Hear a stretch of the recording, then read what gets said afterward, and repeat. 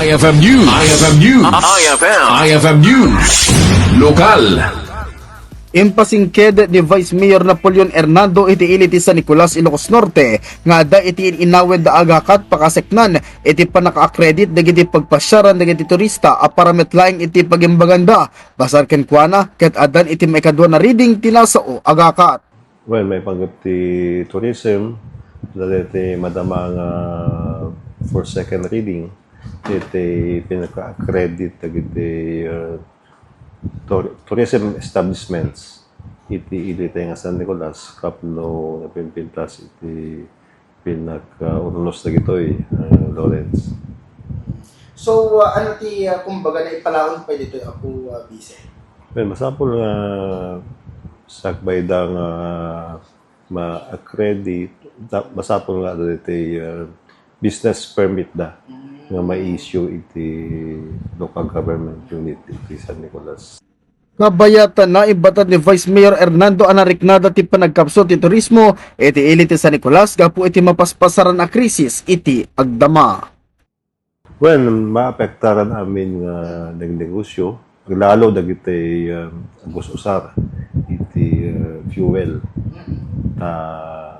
umato DJ cost ti operasyon da ket handamot basta-basta may ngato dagiti laklako da. So nga mo Lawrence nga ti fuel no umato ada diti domino effect na at sumadag ang laklako tiyan daan usalan damot iti fuel nga pangi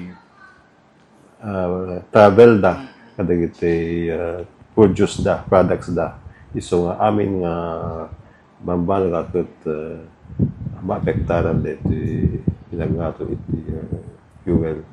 So nako natin ba po Vice Mayor nga dagitay ag bumisbisita dito sa Nicolas din masid compare iti napas-palapas na tawe. Ito iti dito Di semana Holy Week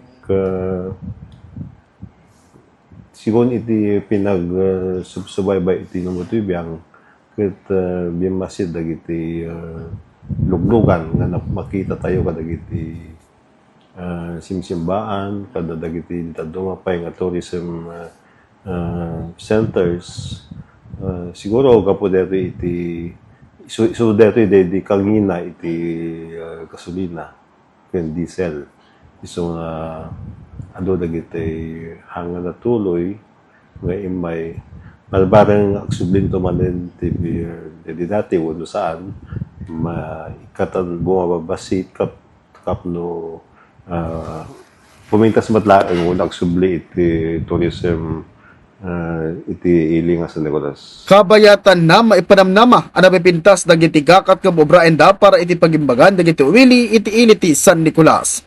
Para iti IFM News, Idol Lawrence Martinez, Tatak, IFM. IFM News. IFM News. IFM News. Lokal.